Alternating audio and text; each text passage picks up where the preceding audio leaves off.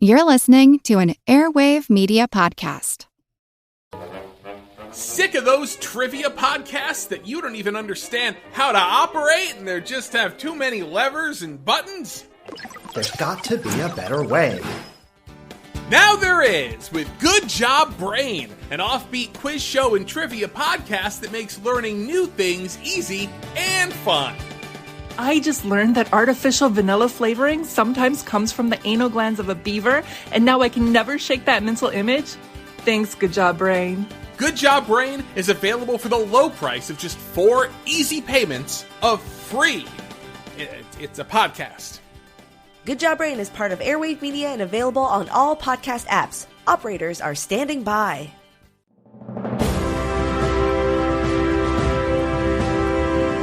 Hold your ears, folks. It's showtime. People pay good money to see this movie. When they go out to a theater, they want cold sodas, hot popcorn, and no monsters in the projection booth. Everyone pretend podcasting isn't boring. Turn it off.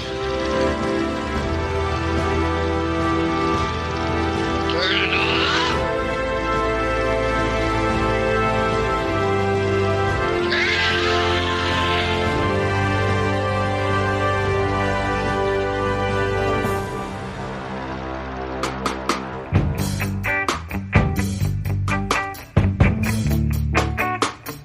Ever wonder what it's like to be a pimp, man?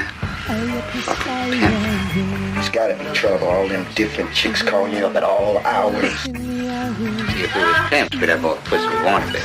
Money. I'm talking about something the world's never seen before. You get today's chicks, man. You get these bitches, you open up a place called New Wave Hookers, man. Program the chicks to music. Ring! Ring! New Wave Hookers Incorporated. What can I do you for? Oh, how's about a taste? Hey, are you a green tea variety? Ha ha. How most delicious to taste such exquisite delights.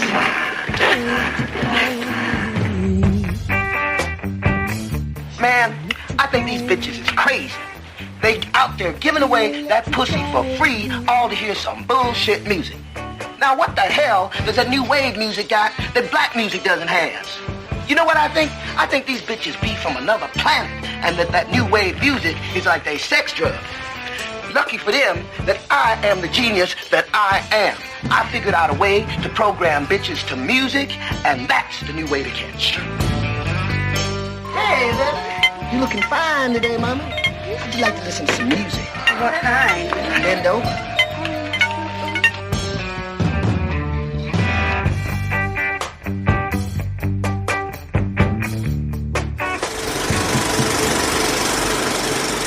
Welcome to the Projection Booth. I'm your host, Mike White. Joining me once again is Mr. Ashley West. We could really lay some pipe on the bitches. Oh, I'm sorry. That was a terrible impersonation of Jack Baker. But anyway, you get the idea. That sounded just like him. I thought he was in the room. And joining us in the booth for the first time is Mr. Robin Bougie. Hello, New Wave Hookers Incorporated. What can I do you for? We are wrapping up a very mature March block of programming with a look at the raunchiest of all the films we've covered this month, Gregory Dark's New Wave Hookers. It's the story of 2 entrepreneurs, Jamal, played by Jack Baker, and Jimmy, played by Jamie Gillis, whose business model is to kidnap women, hypnotize them with that new wave music, and send them out to clients as sex workers. Just keep playing that new wave music. It drives the girls crazy.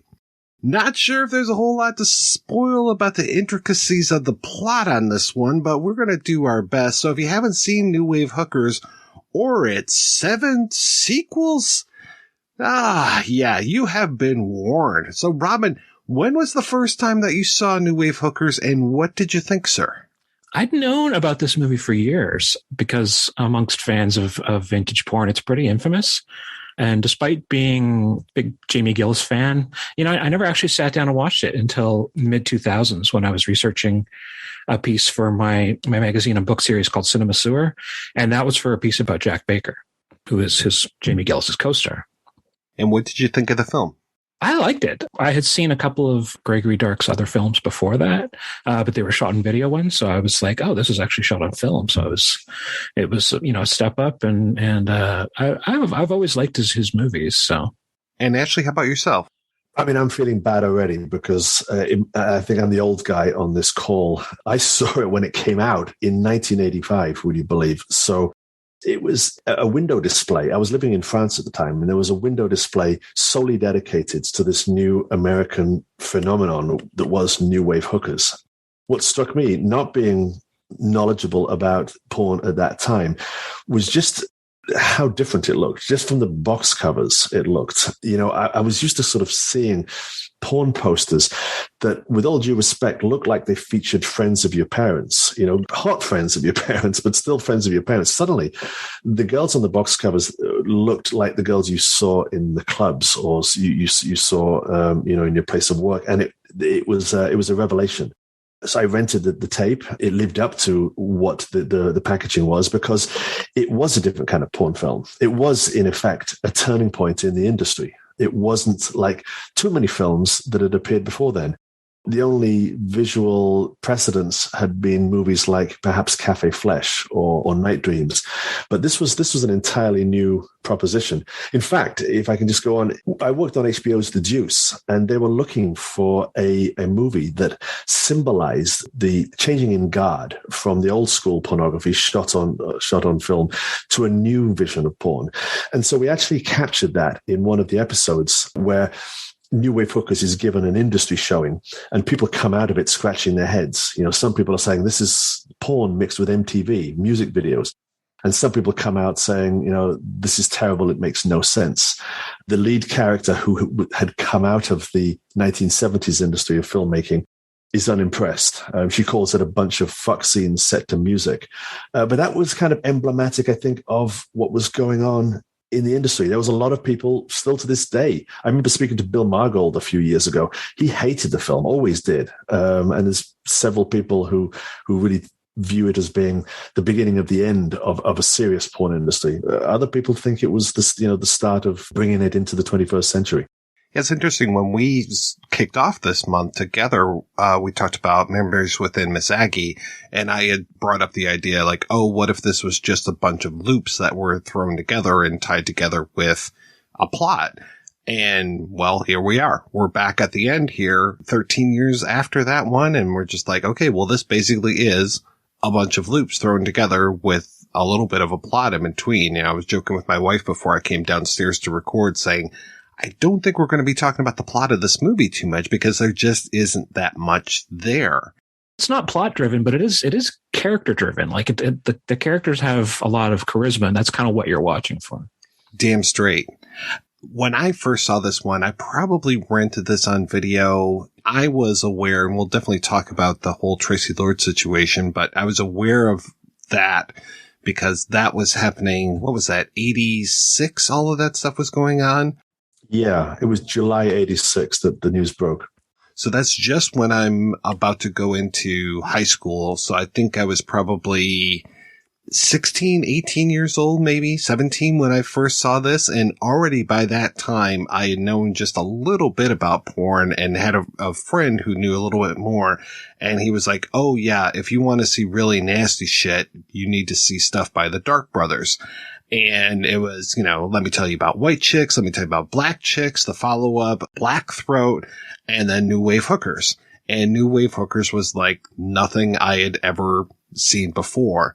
And this kind of shaped my perception of porn for a long time. We've talked other times on this month about, oh yeah, well, adult films are just a series of sex scenes with very little plot. I mean, I'm glad that I have found since that is not the case, but this was the film that really shaped my perception of what adult films were and what obviously, to your point, Ashley, this is where we're going in the industry. And that's what I was seeing many times after this is just, okay, here's a excuse for sex. We're going to have sex. And so much of the plot of this film is the excuse for sex. But yeah, to your point, Robin, the characters are super likable. And my God, Jamie Gillis and Jack Baker and their interactions, and of course, Dog in there as well, that it mixes that surrealism with the sex. And I think that's why I also glommed onto things like Cafe Flesh and Night Dreams and just those Steven Saidine films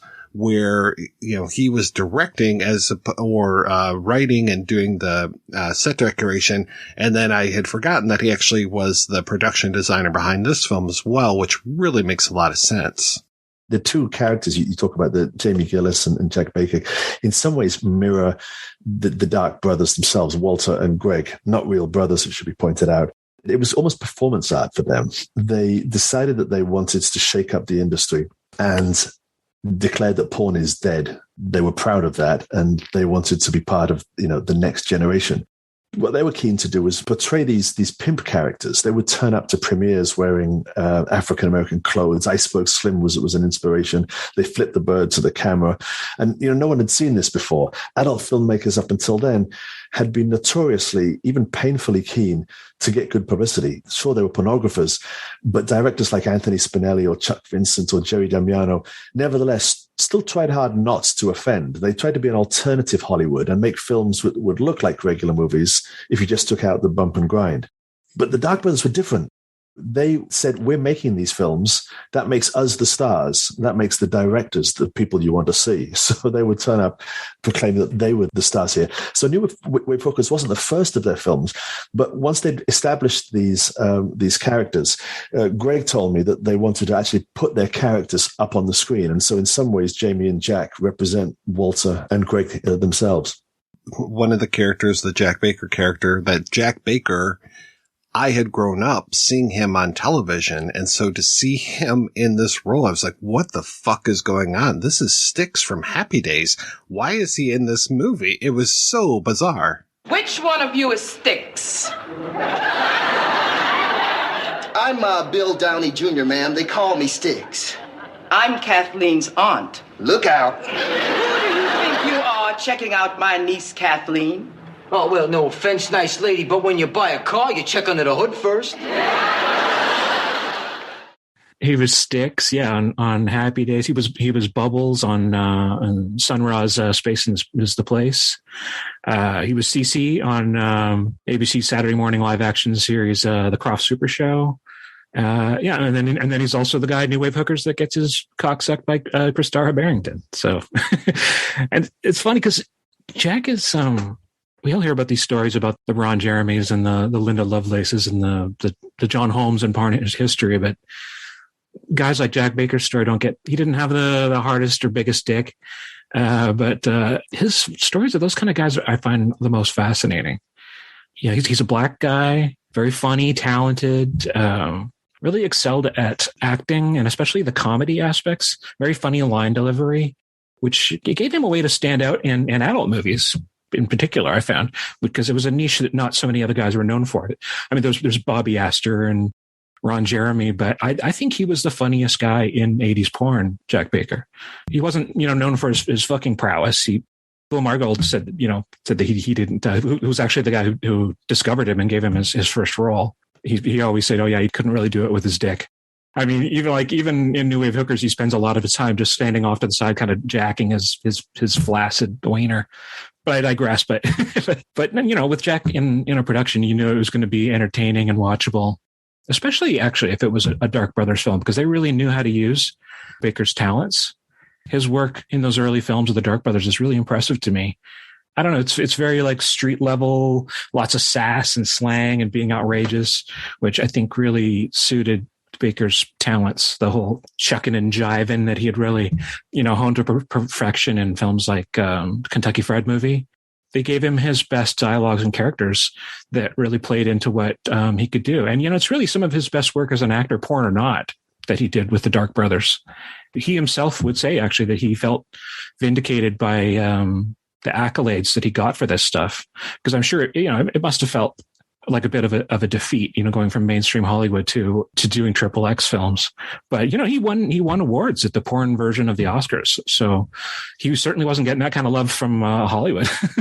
Hey, Robin, did you know what made him jump into porn in the first place? Was it just money? I talked with his daughter after I did the piece for him in Cinema Sewer, and she said something about there was a union strike. I'm not sure which who went on strike, if it was the writers, but apparently he crossed a picket line and he pissed off somebody involved in the industry, some suits. And so they said they blacklisted him, is what she said. He ended up not being able to get work, in television. And he had been doing, like little bit parts on various shows. Because he made a whole mess of porn films. I mean, it was, when I went back and looked at it, I'd forgotten just how many he made. He was all over them. Well, it's like such a clear delineation, too. It's like Horror in the Wax Museum in 83. He's not even credited, or tagged The Assassination Game in 82. And then it's like, boom, Stiff Competition, Marilyn Chambers' Private Fantasies. It's just like from 84 on out. It's like, look out, Jack. He is now in porn. When I talked to Ginger Lynn in 2014, and she's also in this movie, New Wave Hookers, and she said that she was actually the only scene she ever did with Jack Baker and was in this movie, and she actually felt pretty intimidated by him just because she thought he was so cool and so together and like a real actor. So he had a little bit of that, he kind of brought that to these productions. I just remember the name of the film that Margold first cast him in was Hot Chocolate, which was the year before this one, 84. Margold was actually telling me that Baker was part of what he called the Hole in the Wall gang, which was a group of destitute or just on the verge of being homeless porn people that lived with this old World War II vet named Sam Menning on the second floor of a building on Hollywood Boulevard, which is now right next door to where they shoot Jimmy Kimmel's show, and right near the Grauman's Chinese Theater in Hollywood. But, back in the 80s, it was just like, the neighborhood was very different. And apparently a bunch of people lived in there with this old guy, including Misty Dawn and Christine DeSchaefer. There was a photographer named Jack Green. And apparently just like a Noah's Ark of animals in there as well. And they're all running wild through the building because this guy had so many pets. I can vouch for that. I actually knew Sam pretty well before he died. Oh, really? Yeah. Sam actually shot Betty Page back in the 50s and then moved back in New York, and then was one of the first loop shooters. He shot Linda Lovelace and Tina Russell and, all the really early porn guys. And just jump ahead to just before he died, he was actually a regular in the background of the TV sitcom My Name is Earl. So fascinating guy. And yeah, he did actually tell me about Jack Baker as well. So I have a little bit of intel on that. So what you're saying is completely true. Fascinating house it must have been in those days. Oh man. Yeah. It'd be a fly on the wall in that place. But yeah, it was during the time that he was living there that an infamous incident where Jack Baker got assaulted with a baseball bat, and he was smashed really hard in the head. And actually, as a result, he suffered from epileptic seizures for the rest of his life. And nobody I've talked to really seems to be able to really give me a concrete answer on what happened in this. But there's rumors from a couple people that maybe Eddie Nash was involved, and he was the gangster that Eric Bogosian plays in the movie Wonderland, which, as you might remember, is all about the murders that John Holmes was involved in. But everybody seems to have a conflicted story about what this was about. But and Jack Baker himself rarely spoke about it. If there was a baseball bat and someone's face involved, it probably was him. Yeah, in LA at that time. Sadly, scary guy. Yeah. I actually spoke to him as well before he passed. Eddie Nash, really? Yeah, he died. What was it? Is it 4 or 5 years ago now? I was kind of interested because he owned so many of the nightclubs in LA, including 1 or 2 theaters as well. Apart from obviously being interested in the whole John Holmes angle, we did a little bit of an interview before he passed, which was a shame because I like to have done much more with him. But yeah, interesting guy. I didn't know his connection to Jack Baker possibly.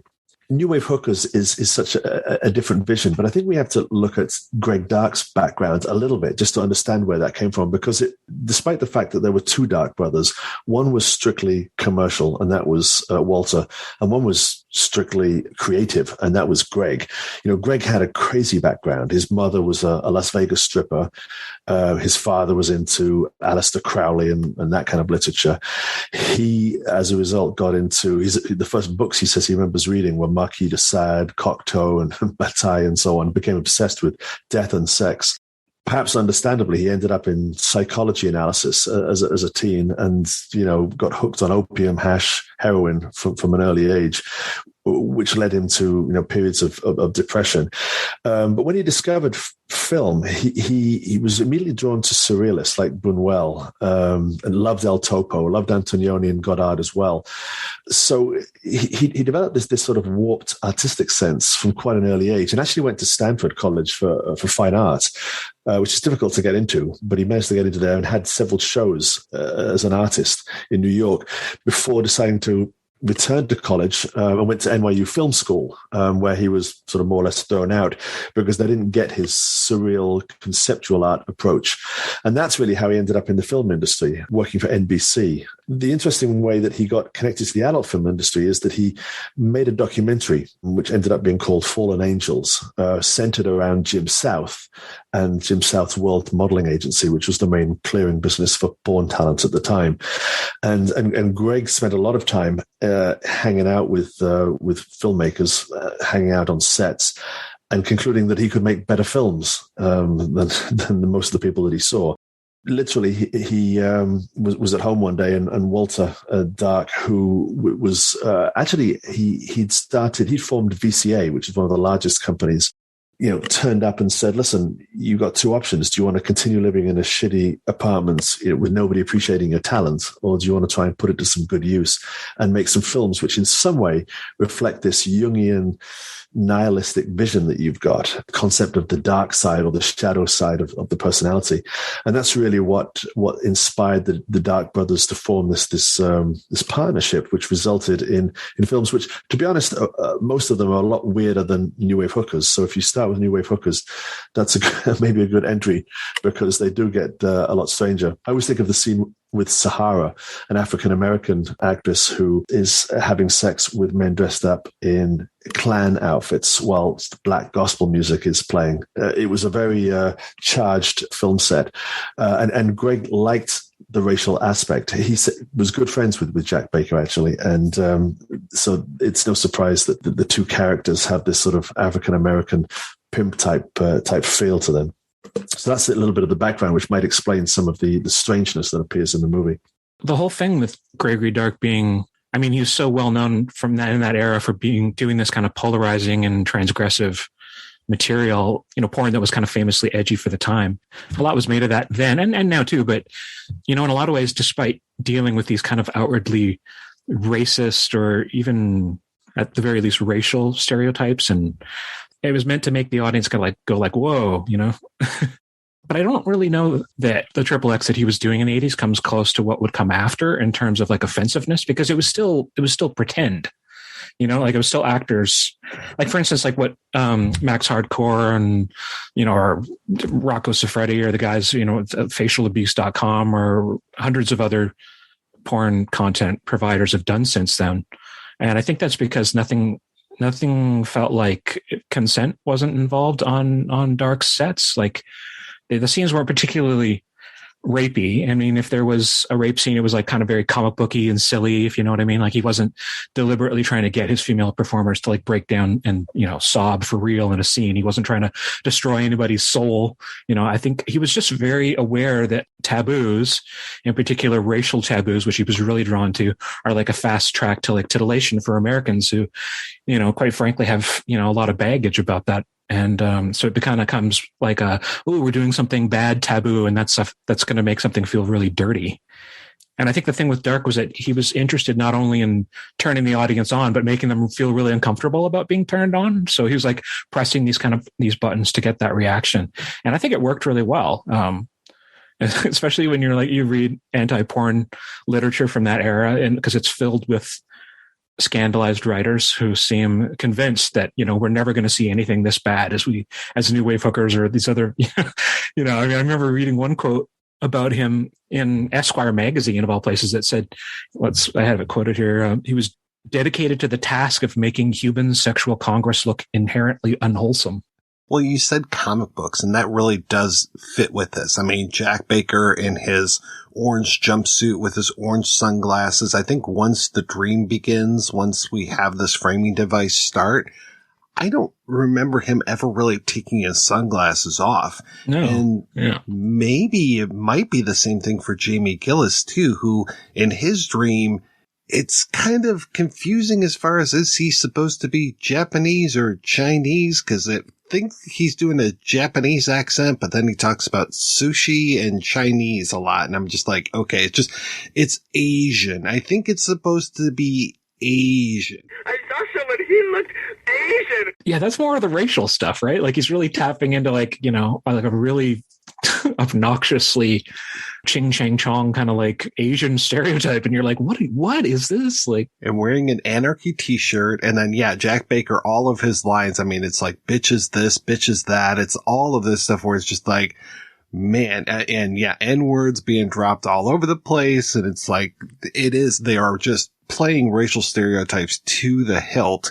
And this whole thing of like, we're going to get these bitches and we're going to play new wave music for them, and they're just going to be doing whatever the hell we want. We've got them in the back, and I love once we finally go in the back and we see the merry-go-round that we've got them on. And I love this device too, in that there are several devices where you've got like the breasts over the headphones or the big dildos coming out of the headphones.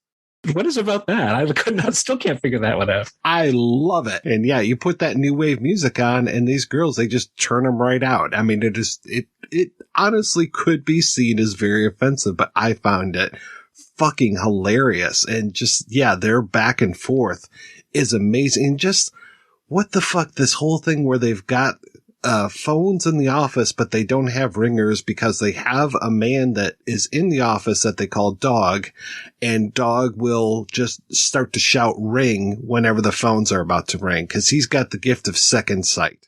I kind of wondered if he's reacting to because there's a red light that goes off too. Is he reacting to the red light and then going ring, or is the red light going off because he's saying ring? I can't figure it out. And does he know which phone it is? Because they both have phones on their So many questions. I actually watched New Wave Focus with Jamie towards the end of his life. That must have been an experience. That was fantastic. He said he'd never seen it in its entirety, and he was hugely entertained by the whole thing. He laughed all the way through it. He even laughed at his own Chinese, Japanese, Asian accent, which was rather disconcerting. At the end, he said he felt it was in the tradition of the theatre of the absurd, which he'd worked in when he was a thespian back in the 1960s. He felt that there was a tradition there that he could link into. At the time, he felt it was, as we've said, just a selection of loops. But when he actually saw it come together, and this was possibly sort of 20, 25 years afterwards, he admitted that he was a lot more impressed at what Greg Dark had actually, what his intentions were. Greg always said that he never intended to turn anybody on with his movies, but I think Robin hit the nail on the head. I think he did. You can't not do that in a porn film, but I think he wanted to make people uncomfortable with what they were being turned on by. Greg always just said, I just wanted to create a strange, crazy, dirty film. The truth is a lot more interesting than that. I love these sets that they're on because they've got the main set, which is the two desks that are facing each other. Kind of reminds me of like an old screwball comedy kind of thing with these two guys just going back and forth across the room with each other. And then you get to, I think it might be the second sex scene, because I think the first sex scene takes place in the office when Desiree Lane comes in and they put that new wave music on for her and she's just captivated. They end up sending over two girls to Peter North, who's wearing a fez and speaking in fake Arabic. At first, I thought that it was supposed to be outdoors, just with I thought it was sand, but then it's actually rugs that he's on. You mentioned music videos, and that's what these sets remind me of a lot, are music videos, and that they just kind of go off into nowhere. It feels like they're just in a limbo state. So many, I think almost every single set feels like it's in a limbo place rather than any sort of attempt to ground it in reality, which I really appreciate. Yeah, it's very stylized. I guess it's also worth mentioning that when Gregory Dark finished his career in porn, he went on to be a music video guy. Like that was his, I guess, it makes you kind of wonder, like, was it because of the porn kind of being known as a music video pornographer that he made that leap? Cause it's strange. Like, when I think about what a lot of the other adult films that were from that era, they were using a lot of canned music, like the bucka bucka boing, And he's using original music, so that right there gave it, much more kind of credence.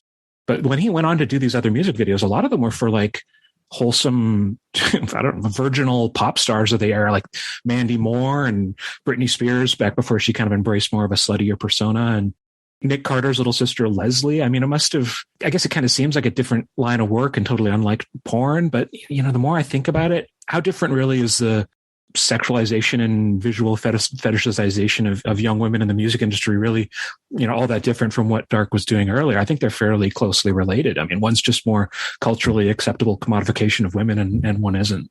I found that his music videos for Mandy Moore and Britney Spears, where the artist was at the time squeaky clean, actually became a fetish in itself, which made it even more subversive. And, the idea that this guy was behind those videos actually gave them a real edge that wasn't present in many videos at the time.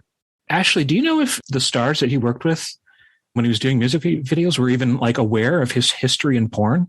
Because I don't know if it was that easy to look up someone's past back then, right? Like no social media, and like did their people vet him properly? Like, because you think it would be like it would have been a scandal if this had come out. It's interesting how he got in, because he was friends with the LA rock band the Melvins, and they were fans of his, and they asked him to direct a video, and that video was a big hit, which brought him an agent, and the agent put him in touch with John Phillips from the Mamas and Papas. At the time, John was managing a reggae and ska band called Sublime from Long Beach in California. And that whole band were huge fans of Greg Dark's porn. So they hired him precisely for that reason. And he made a video, I think it was called Wrong Way. It actually featured Bougie Phillips, which was John Phillips' daughter. And he used the porn actor in the video. So the worlds were completely crossing over at this stage. He was using porn. He was trading off his porn name. And that song for Sublime blew up on MTV. The video was a huge hit. So he got signed up by FM Rocks, which was a huge company at the time. They signed him up, gave him all of his work. And everybody at FM Rocks knew about his background, and nobody, had any qualms about it, any problems about it. The only issue that Greg said he had was that his ideas were still lodged in the porn world, and so he had to have a good producer who would rein him in all the time. He mentioned one video which actually had a man tied up with a ball gag in one of the videos. I think it was Mandy Moore or something, and the producer said, "No, this is not the look we're going for." So this is not something he was trying to hide. We hear so many stories of people trying to hide their past when they move into the mainstream. Not the case with Greg. People were aware. They tried not to emphasize it, especially when he was working with squeaky clean artists.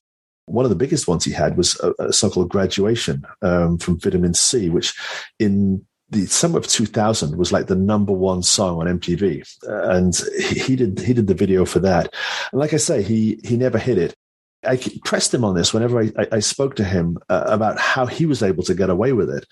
And he almost said that by not hiding it, by being open about it, and by trading off of that book of work as something that was noteworthy, he had never run into difficulties. So I don't know how true that was, but he was very different from the other directors who, whenever or even actors who, whenever they were trying to get mainstream jobs, they would completely hide it away. Yeah, it's so weird that he always kept that nom de porn throughout everything. And it wasn't like, okay, when I start to direct these music videos, I go from Greg Dark to Greg Brown or something and just say like, yes, I am this other person now, and try to bury it. It feels like he made no bones about it, which was just fascinating, because so many times it's like, no, I've got the one name for this, I've got the one name for that, or maybe even 2 or 3 names. There is a missing step between the porn and the music videos, and that's quite notable, which was that he made a series, about 20 film noir, erotic thriller type films. The first was called Carnal Crimes. This was when he saw a gap really in the US film market, which he saw from observing what was going on in European films, which were pioneering these kind of semi-erotic softcore films, but transposing them onto a film noir type structure. So he and Walter did recreate themselves and did change their names actually for for those films. And those were hugely successful. The budgets went from being 50, 60,000 maybe for one of the porn films to anything between $500,000 and $1 million for these erotic films. So he was working on a different scale there. So that was the kind of step up that enabled him to work with bigger budgets and with even more talented crews. He once listed out all the people he'd worked with on these erotic thrillers that eventually went on to win Academy Awards. People like Wally Pfister, for example, who I think won an Academy Award. He's always been good at leveraging the best talent around him.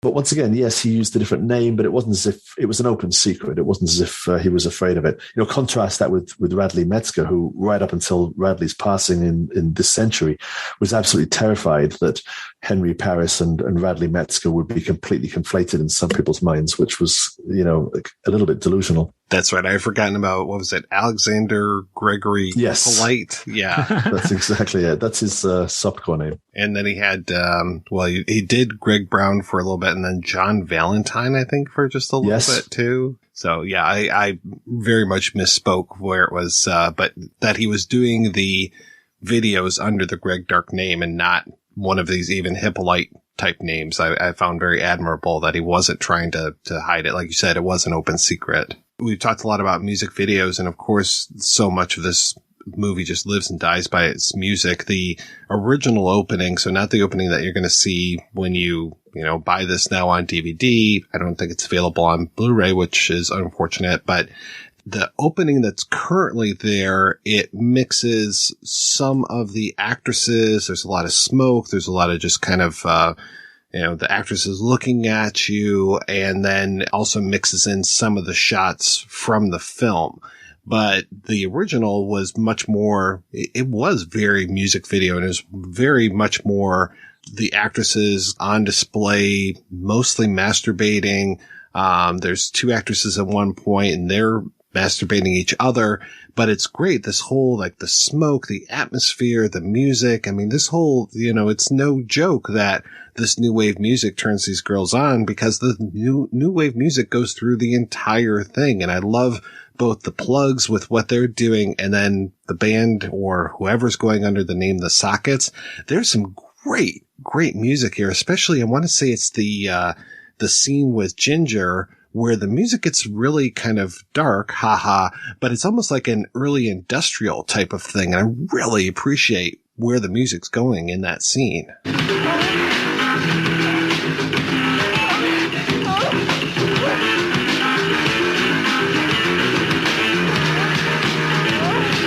Absolutely. Yeah. It's actually decent. Like, it's a decent score. I love the music. Yeah, I must admit that opening song is one of my favorite songs, full stop, not just related to a film. It's really great. The scene you refer to with Ginger, I asked Greg once what his favorite scene was that he directed, and his first answer was the Ginger double penetration scene in New Wave Hookers. And I said, why? What made that good? And he said the music. Obviously, Ginger was great. She had this ingenue character. Obviously, the subject of their sexual activity was provocative, but he put it down to the music and the editing as well. And I think we have to give a lot of credit to the music, because I think, Greg did a great job. That marriage of Greg's style and the music is what really makes it for me. The music is the secret sauce.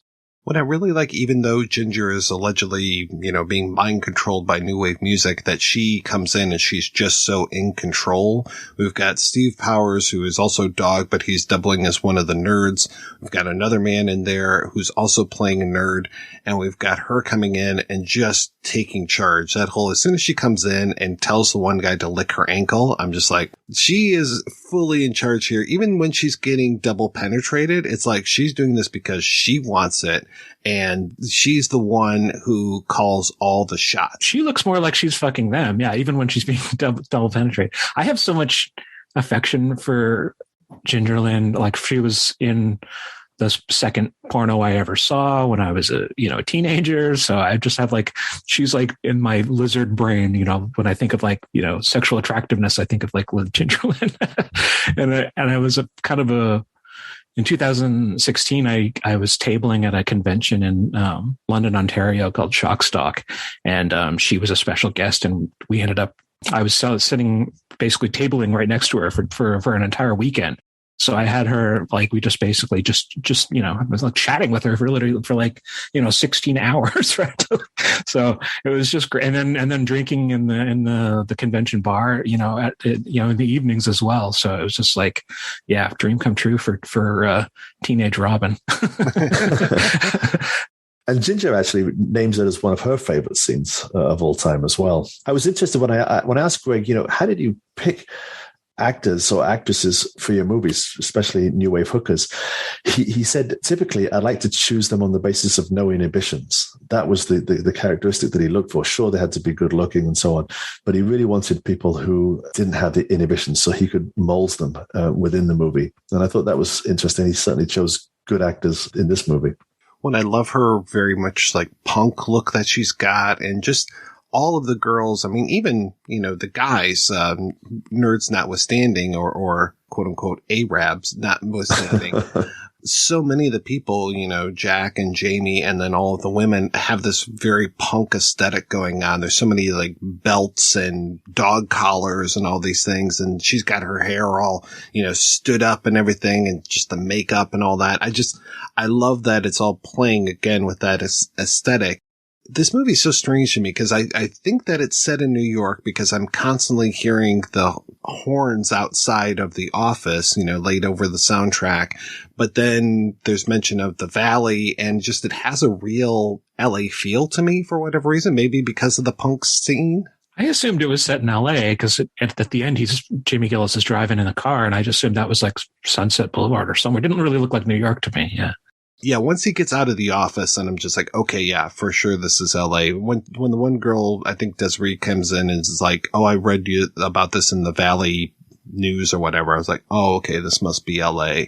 Oh, does she say that? Oh, okay. Everybody seems to be hot and sweaty as well, especially Jamie, which gives it a great look. Jack Baker in the final orgy-ish scene when he's over there whacking it, he's just so sweaty. Oh my God. He's dripping. Yeah. I'm like, and he's not even fucking anybody. Like, why is he so wet?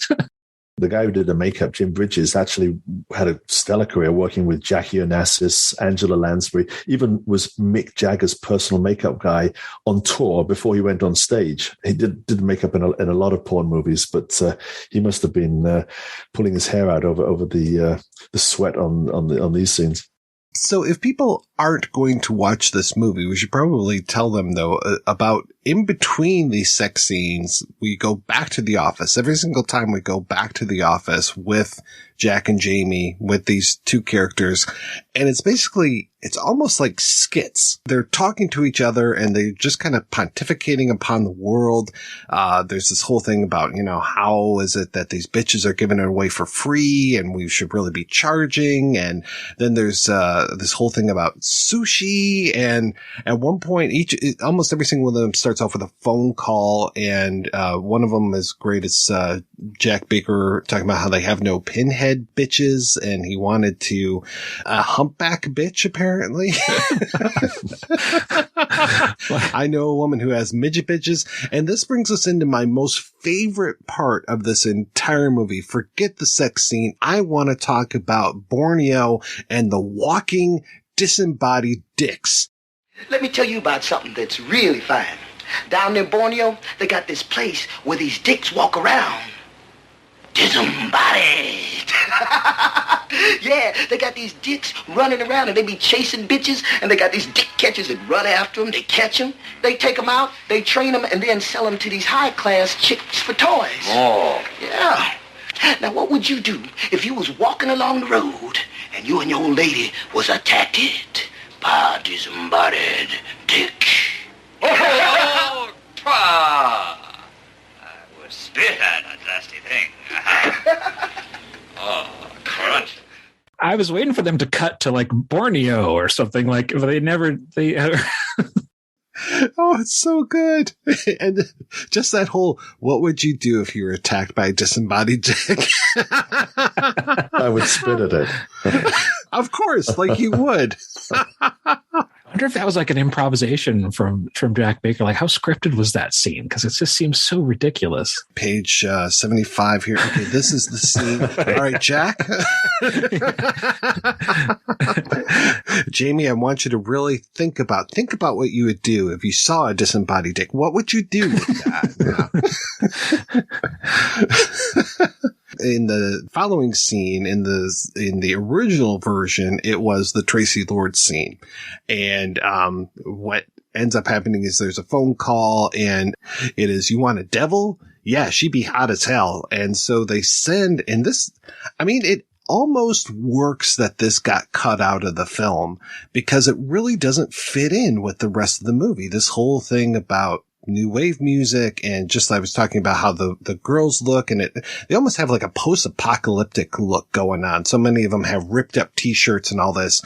And then you cut to the scene, and it's Traci Lords going to this guy's place. She's dressed as a devil and he's dressed as an angel, and they end up having, you know, pretty good sex scene, but it's just like, again, it doesn't feel like it fits with the rest of the movie. So at the end of the day, and we'll talk more about the controversy and stuff later, but at the end of the day, it almost works that it gets cut out because it really doesn't fit with the aesthetic of the rest of the movie. Is she wearing the outfit that you see that she's wearing on the poster for the movie? No, she is dressed. She's got devil horns and she's got this whole red thing going on. It's not that kind of torn up t-shirt that you see on the poster. Because I've never seen I've only, I saw the movie later, so I only ever saw the cut version. So part of the problem they had Traci Lords to deal with, and she'd been September 1984 Penthouse Centerfold. I mean, actually, that's her billing at the beginning of the movie. Now, this was the notorious issue with Miss America, the Vanessa Williams one. Vanessa Williams being the first African-American woman to receive the Miss America title. An issue so popular that my folks actually owned that issue. My. And I had no idea that Tracy was in that. I was more into like, oh my God, this Miss America. And it was her with George Burns on the cover? That's the one. Is that right? Absolutely. Okay. Yeah. So I saw a lot of that issue. Let's just put it that way. I mean, it was the most widely sold and seen issue that there ever was of Penthouse. And that was because of Vanessa Williams. It so happens to have had Tracy in, which kind of gave Tracy quite a lot of notoriety, given that she was, obviously, people were able to advertise the fact that she was in that because a lot of people had seen her in that. She was the centerfold in that issue. Being lumbered with Tracy in some ways was maybe a curse or maybe a blessing, whichever way you want to see it. The last scene is at odds, I think, with the rest of the movie. It's the other scenes are all so unique and so different and so unusual and so on. Apart from the fact that Tracy is the devil and has horns and so on, which I suppose is fairly unique, it is a much more conventional sex scene to end the film with. I mean, I saw it with her in the original, so I'm sort of attached to that version. But I understand now that you pointed out, it doesn't really fit in thematically or even stylistically with the rest of the movie. Yeah, it doesn't feel like anything's missing, when I watch the cut version. It feels like a complete film. It doesn't, like, sometimes when there's a cut scene, you're like, oh, something's really, like, I feel like something is missing here. Yeah, if anything suffers from it, I think it's that opening that I was talking about, because you don't see Tracy. I think she's one of the first girls that you see in the opening, and then it moves, subsequently to each other girl, and you get the music and the credits coming up, in between those things. But yeah, that's really it. It doesn't feel like it's missing something otherwise, because once we go from that, we go to fade out, fade in, and that's what this movie is rife with: is fade out, fade in. So fade out, fade in, and then we realize we left all them. I keep saying the B word, and I really shouldn't be doing that, but it's like, we left them girls in the reconditioning for 2 days. They horny as hell, so they have to go back and take care of these poor girls who have been stuck on a merry-go-round with and at first I thought they were spinning upside down, and then I realized, they're on a merry-go-round. Okay, so it becomes like this Lazy Susan for fucking, which is kind of interesting. That's exactly what it is. Yeah. And if any scene goes on for too long, for me anyway, it's this one. But I guess it's because we've got the three girls And we've got Jamie and Jack taking care of them, and Dog taking care of one of the girls. And then eventually the vice cops come in. And I guess the Jamie character used to work for the vice cops, because he says, "Don't you recognize me? I used to work in the office." I mean, fuck it, don't you recognize me? I used to work in your fucking office. And now I'm rich, I'm satisfied, and I'm Chinese, you asshole. Talk about surreal. Oh my God, I love it. This with the cops and everything, and then poor Jack Baker over in the corner just doing his thing, and it goes on for a long time, to the point where the record ends basically, and then there's a long time with no music, and then the industrial music comes back up, and I'm just like, wow. And then we finally, fade out, fade in, and we see, oh, this has all been a dream. And I love that we have this whole, you're talking about surrealism. I love that it is a shared dream between these two characters, and it really freaks the Jamie character out. They're really freaked out, yeah. Then he goes out driving down the streets, and he starts having flashes, having memories of what's going on. And then he actually runs into one of the girls that was one of the hookers, and he ends up, he runs out of the car. He tries to pick up the girls. You want to date? Oh, do you want to beat my tits? Because that's what he was doing in the previous scene. He chases her off screen, and then the credits roll, and we have this amazing New Wave Makes Me Hot song. Yeah. That's my favorite song. This whole movie is just rife with good tunes. Yeah, it really works because of that. Yeah, I love too that it's that whole mix of what was real, what's not. Is the dream really happening? Because apparently this girl either dreamed it too, or she actually experienced it. And I know I'm layering on too many levels to this thing, but I know that it's there, and it's supposed to be there. And that's the thing I keep saying, is I appreciate the thought that went into this stuff. And I do appreciate that this is kind of fucked up. And you saying, Ashley, that there are even weirder films from Greg Dark, that this is just kind of a good starter, because I don't remember the White Chicks, Black Throat films that well, but I would love to see more of his stuff and more bizarro things that he would do. There's actually two parts to his career. This 80s part that we're talking about mainly today was punctuated by the softcore erotic thrillers that we spoke about as well. Actually, in 1995, he actually came back into the industry and worked for, I think it was sort of 3 or 4 years in the tail end of the 90s. Now, the business by then had kind of moved towards his original porn vision. In other words, had become a little bit more surreal, strange, perverted, if you like, nasty. And so when he came back with more licensed, perhaps, to develop his ideas. The climate had changed, so he was able to be a little bit more, even more Greg Dark than he had been in the 80s. When I watch some of those movies, I marvel at the expanse of his ideas. And I once said to Greg, were you afraid of running out of ideas? How can I shock people another time? How can I present this coupling in another way that is going to be interesting? And he laughed and said, my problem was turning off the weird ideas. It was like drinking out of a fire hydrant. That was my only problem. So this is a creative guy in this sphere who if you're interested, that second batch of films that he made in the 90s are considerably weirder than what I think New Wave Hookers is. The Gregory Dark movie that I really like actually is from the same year as New Wave Hookers. I don't know if I think I like it about equally as much as I like New Wave Hookers, even though it looks a lot cheaper. It's shot on video. It's called Black Bun Busters. Have you seen that one? I wonder what that's about. It's Jack Baker stars in it, and he plays a therapist named I.B. Brown.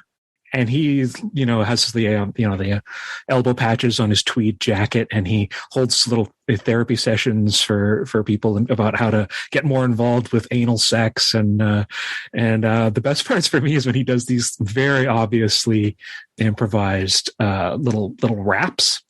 And he's like, I'm not even going to try to do it, but they're really funny. So let's go ahead and take a break, and we'll be right back after these brief messages. Sick of those trivia podcasts that you don't even understand how to operate and they just have too many levers and buttons? There's got to be a better way. Now there is, with Good Job Brain, an offbeat quiz show and trivia podcast that makes learning new things easy and fun. I just learned that artificial vanilla flavoring sometimes comes from the anal glands of a beaver, and now I can never shake that mental image. Thanks, Good Job Brain. Good Job Brain is available for the low price of just 4 easy payments of free. It's a podcast. Good Job Brain is part of Airwave Media and available on all podcast apps. Operators are standing by. I'm Dave Hunt, and I'm one of the co-hosts for Super True Stories, a podcast where 2 guys suffer through and report back on some of the worst documentaries you can stream for free. And I'm Axel Cohagen, the other co-host. Film is a beautiful lie that teaches us about who we are on the inside. Dave and I look at the documentaries that are the ugliest of truths, teaching you about mixed martial arts and fishing, poorly faked ghost stories, and everything you wanted to know about poor production values and stock footage. Check us out on iTunes, Google Play, or at supertruestories.com.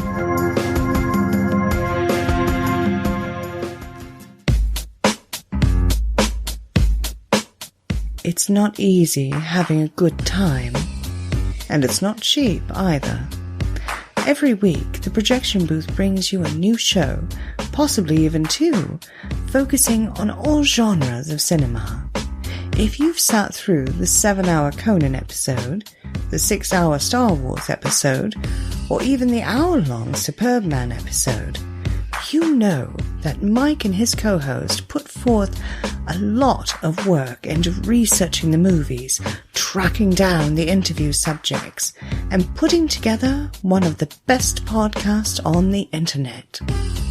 Now I'm asking you if you can repay all that hard work by giving back to the Projection Booth. The show has a Patreon fundraiser at Patreon. That's patreon.com/projection booth. You can donate as little as $1 a month.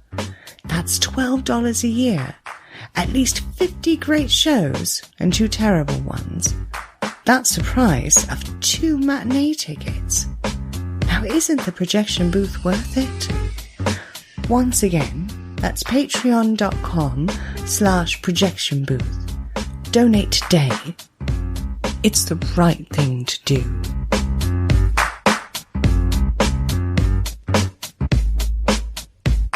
Hi, this is Andrew from We Hate Movies, and you're listening to the Projection Booth. If you feel like laughing after listening to some serious film discussion, head on over to our show, WHMPodcast.com. Every Tuesday, a new episode drops, us ragging on bad movies, whereas the good folks here at the Projection Booth are talking about good, hearty, cinema-related stuff. Go here for the cinema, come to us for the laughs afterwards. We Hate Movies every Tuesday.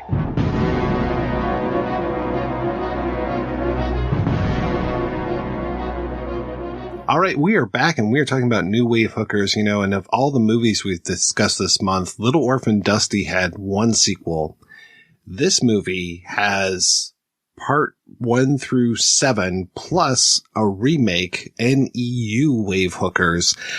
I know that I've seen these, especially because I like Michael Ninn a lot, so I know for sure I tracked that down and watched it, but none of them are as memorable to me as this first one. I honestly have no memory of any of these other parts of this. I don't know if you guys have checked out the whole collection of new wave hookers or not. I have not. I mean, I have, because that's just the way that I roll, unfortunately. But Greg's own favorite films are actually New Wave Hookers 2, and which he views as a superior film, as well as Devil and Miss Jones parts 3 and 4. He likes New Wave Hookers. In fact, he recognizes that he probably will be always remembered for that, for New Wave Hookers above all else. And he's okay with that. But he thinks New Wave Hookers 2 is actually a superior product.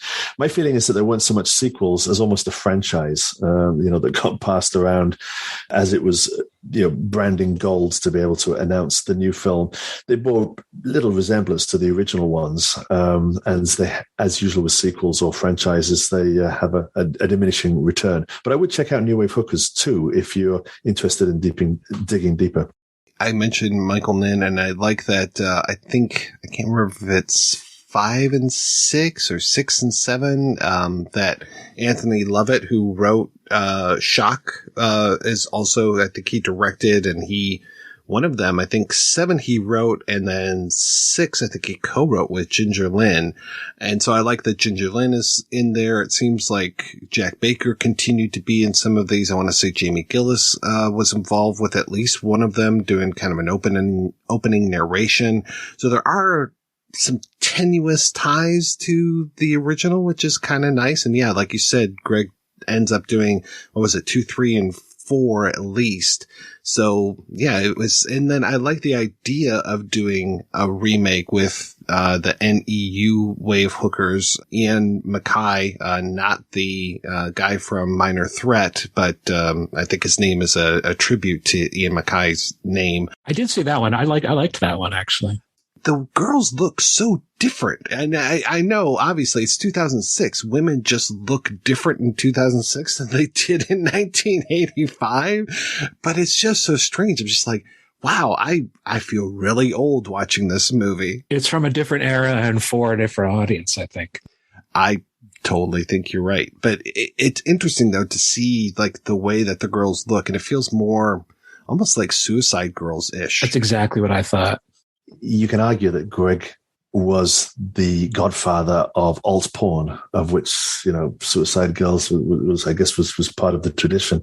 And a lot of the tropes that he introduced to films were continued in that way. So I would think that most of the folks that are listening to this would know why we keep skirting around Traci Lords, why she was removed from the film. But just to be totally honest, and luckily I've got Mr. Once Upon a Time in the Valley here on this podcast. So please, I would love, Ashley, if you can kind of tell the story a little bit of Traci Lords and why now, if you go and buy this from the United States, and I think maybe somewhere in Europe you might be able to get the original. I would not advise anyone to import what is now branded child pornography, but if you buy the one that's available here in the US, why you won't see Traci Lords in it. Yeah, I don't know how many films you've covered on the projection booth that are actually technically illegal in their released form. Which New Wave Hookers is, I'm afraid. And the reason is that the climactic scene featuring Traci Lords was revealed to have been filmed when she was underage, 16, 17 to be clear. Yes, the film was re-released with Tracy's scene cut out. Most of her films weren't. Most of her films were just trashed and canned. This was an exception. This film was so successful that they wanted to eke more profits out of it, so they re-released it with Tracy's scene cut out. And it's notable because Traci Lords was the greatest porn star in an era when there really weren't many great porn films. The business was still struggling with the move to video. And so Tracy was nationally famous for being in porn without most people actually knowing or being able to name what film she'd been in. Unlike Marilyn Chambers, for example, or Linda Lovelace, people could put points towards Behind the Green Door or Deep Throat.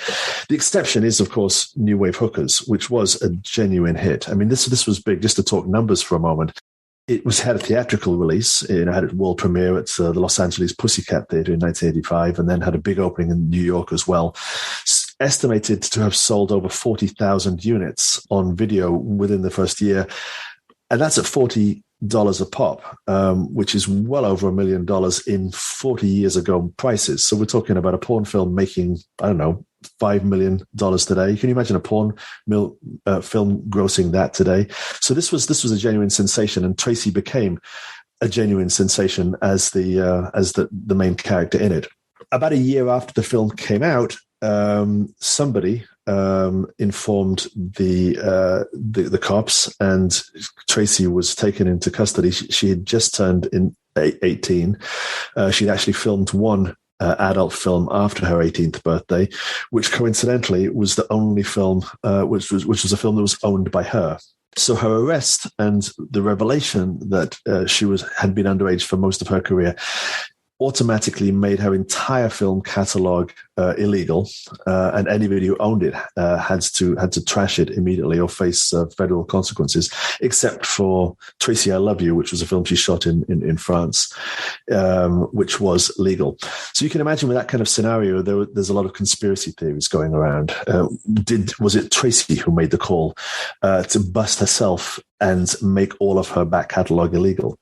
Was it the industry that found out about it and try to punish her? Was it the perhaps members of her family? Her mother, for example, is shown in court depositions to have known that Tracy was making these films a good year or two before Tracy was busted. So there's a lot of conspiracy theories. So we thought it would be a good idea to actually do a multi-part podcast on this and actually interview as many people as we could get hold of, which came out last year, called Once Upon a Time in the Valley.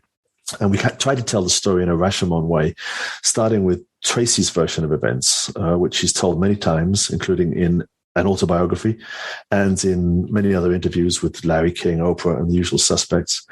And then we covered the porn industry version, speaking to people who had worked with her, known her in detail for the 2 or 3 years which she'd worked in the industry, fellow actors, directors, journalists, and so on.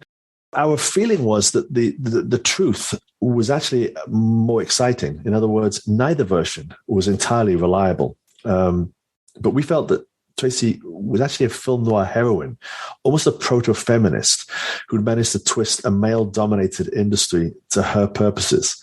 Now, you can love her or loathe her for doing that. You have to sit back and recognize that, for a girl who was underage to do that, was pretty remarkable. Now, Tracy claims that she was coerced and drugged, and that this was the victim of abuse. And you, as a victim, we absolutely have to listen to that and believe that.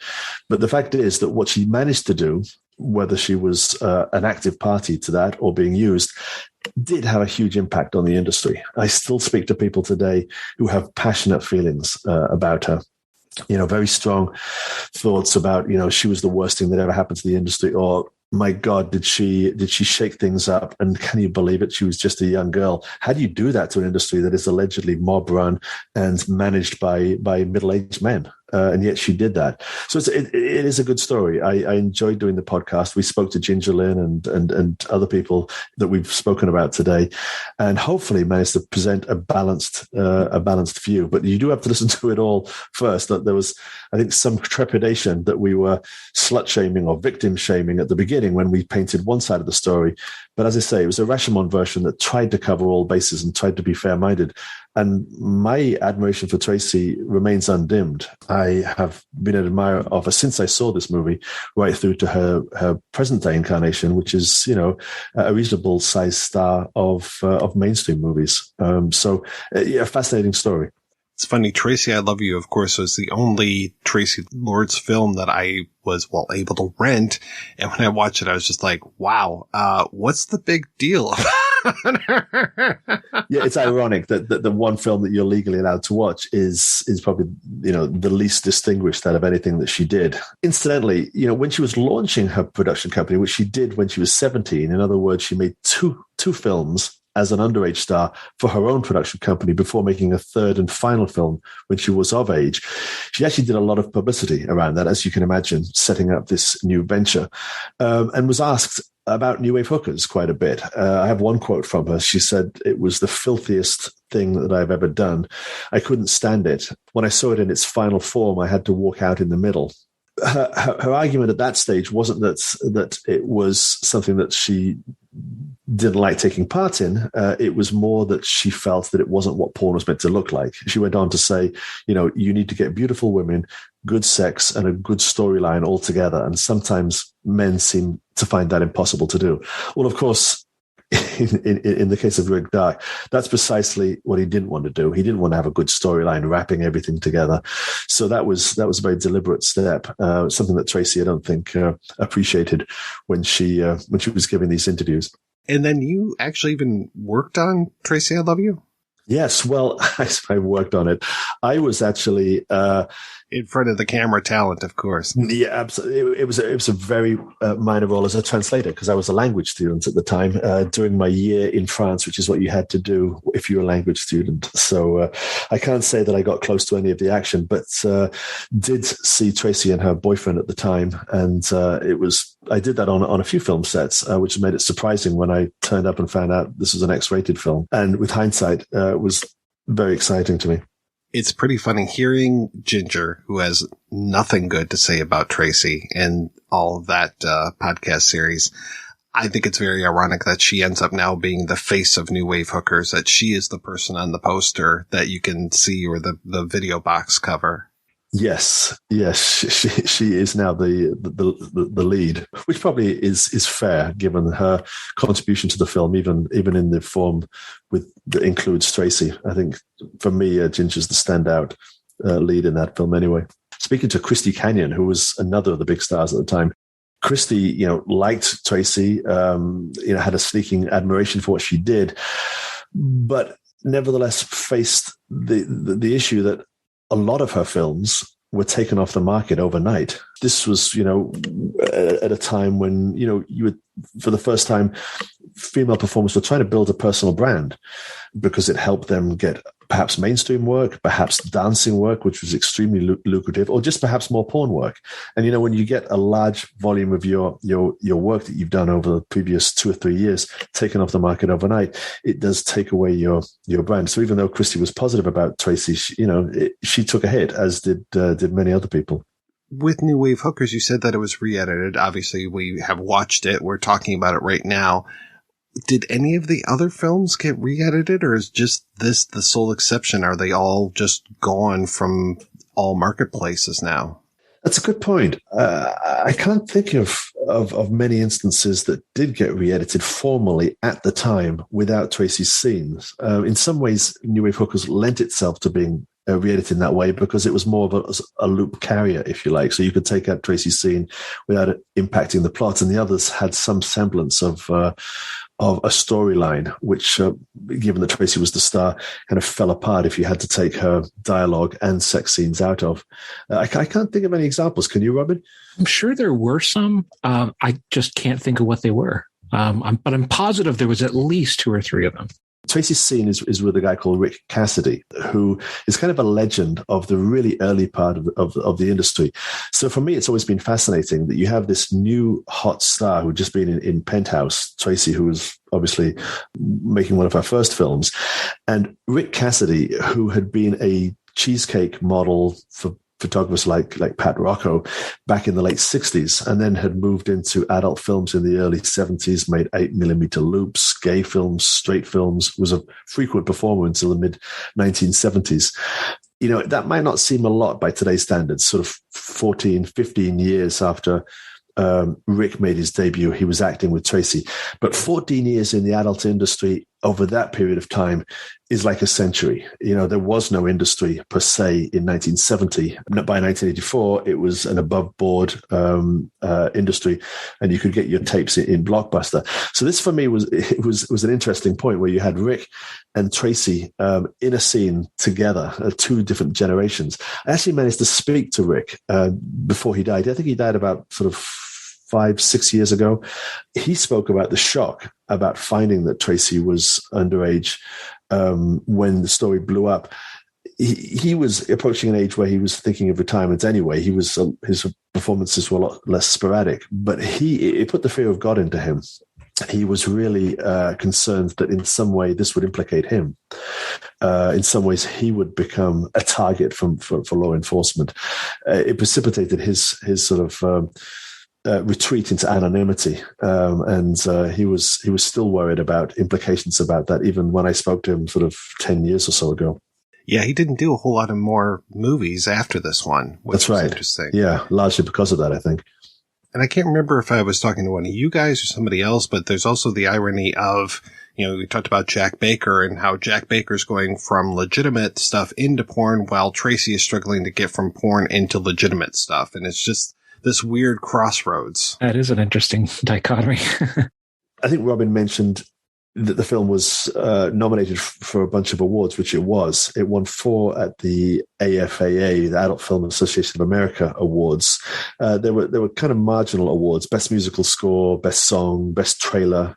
It did win for Best Erotic Scene, though, and it won 1 award at the AVN, I think, for Best Packaging for a feature film. And this kind of shows, I think, that the industry wanted to give it some recognition, but they didn't quite know how to handle it. And the adult film industry is a masters at recognizing a commercial wrinkle that they can take advantage of and make money from, even if they don't quite get it. And I think that kind of schizophrenic selection of awards kind of shows they didn't quite know what to do with New Wave hookers, but they knew it was something, it was a force to be reckoned with. They knew it was something that they had to respect. So it was given a bunch of awards, and that kind of changed within 10, 15 years. By 2001, Adult Video News had placed it 17th on its list of 101 greatest adult films of all time. So, from being a film that had kind of left people with a head scratching, within 15 years, people recognized it for what it was. It was inducted into the XRCO Hall of Fame. And even now, Greg feels that despite his career directing music videos for Britney Spears or Snoop Dogg or whatever, he still thinks that on his tombstone, it will say, Greg Dark, director of New Wave Hookers. And he's okay with that. It's ironic that it won for Best Trailer because as of us recording, I have yet to find a trailer for this movie. And I don't know if it was, well, Tracy's in it, so just kill the whole thing. But I'm going to have to make my own trailer audio for this one, which will be easy because there's so many great lines. But it's just like, God damn it. It's so much easier when they're, and especially to see great trailers from the adult era. The trailer for Little Orphan Dusty was almost better than the movie. That's a good point. All right, guys, let's go ahead and take another break, and we're going to play a preview for next week's show.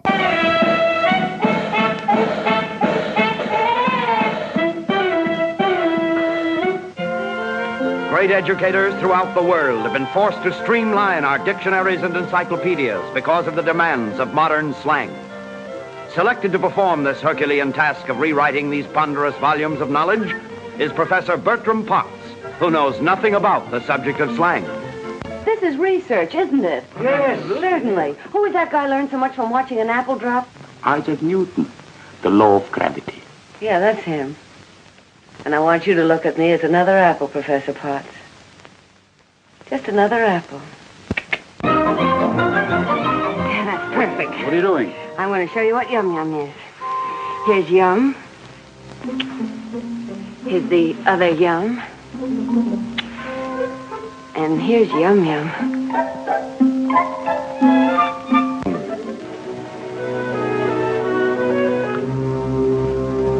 Lipstick.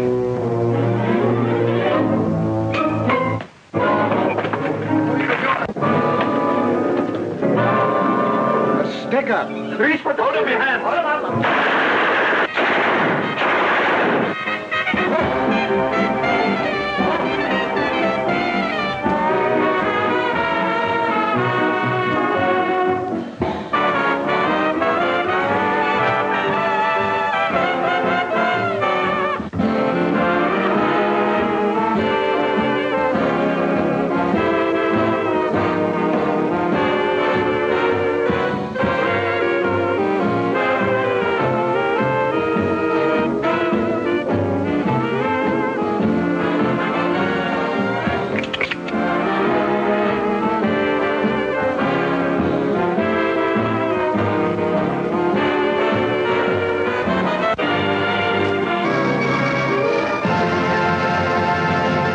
That's right. Even though it sounds like it could be a porn title, we are kicking off a month of screwball films with a discussion of Howard Hawks' Ball of Fire. Until then, I want to thank this week's co-hosts, Ashley and Robin. So, Ashley, what is happening with you, sir? Well, you can still hear Once Upon a Time in the Valley, the podcast about Tracy, still available. The Rialto Report continues to put new podcasts or articles out every Sunday afternoon. And of course, The Deuce, which I mentioned earlier on, is still available on streaming services.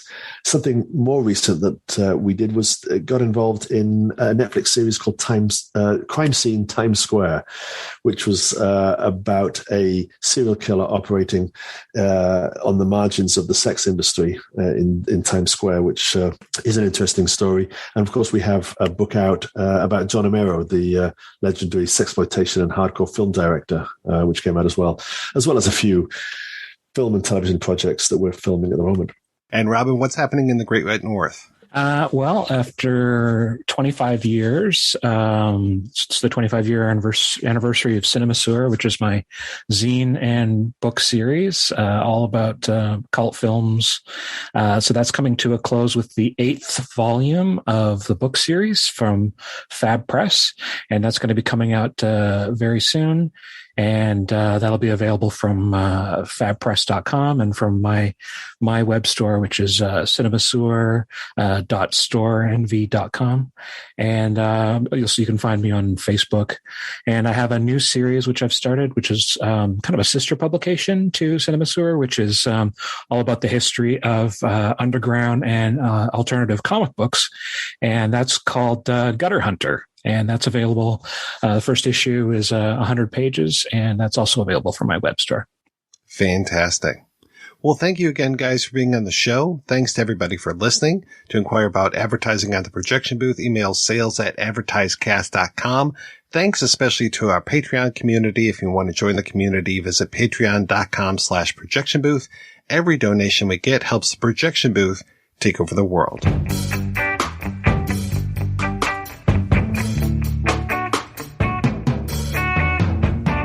I got this fire burning inside me. 'Cause of love I lost in the alley. She appeared and she disappeared into a cloud of graffiti. Graffiti. She electrified me. Radioactive hair stuck in the sky. A plastic bag, a gun inside. Green cowboy boots and a black straight legs. She electrified me. She electrified me. She electrified me.